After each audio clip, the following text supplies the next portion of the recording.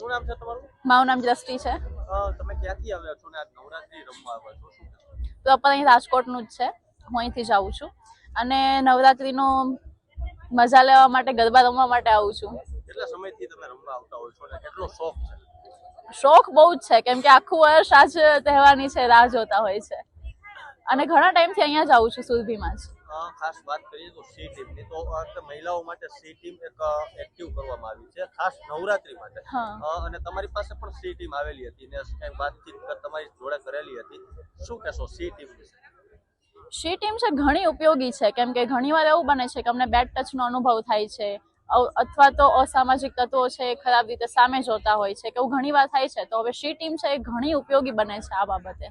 ખાસ વાત કરીએ તમારી સાથે અત્યારે વાત પણ કરી સી ટીમે, શું વાત? હા, એટલે એમને એ જ કીધું છે કે ગમે ત્યારે એવો કઈ અનુભવ થાય છે તમને, કે તમને બેડ ટચનો અનુભવ થાય છે ઓર એનીથિંગ, કે તમને કઈ મિસબિહેવ તમારી સાથે થાય છે, તો અમે તેમનો સંપર્ક કરી શકીએ છીએ. ખાસ એમાં તમને શું તેની પાસેથી ઉપયોગી થયું સી ટીમ આગળ? ત્યારે એવું થયું છે આટલા ટાઈમથી તમે રમતા હોય ને કોઈ એવું બેડ ટચ? હા, એવો અનુભવ થયો છે મને. ગયા વર્ષે જેવો થયેલો હતો અને એ ટાઈમ મને સી ટીમે ઘણું ઉપયોગી લાગ્યું હતું. બીકોઝ કે એક મહિલા છે તો અમે લોકો એમની સાથે સામે જઈને કહી શકીએ છીએ. ઇફ જો કોઈ પુરુષ હોય તો અમે લોકો ડિરેક્ટલી એની સાથે કોઇન્સિડન્સ ના કરી શકીએ.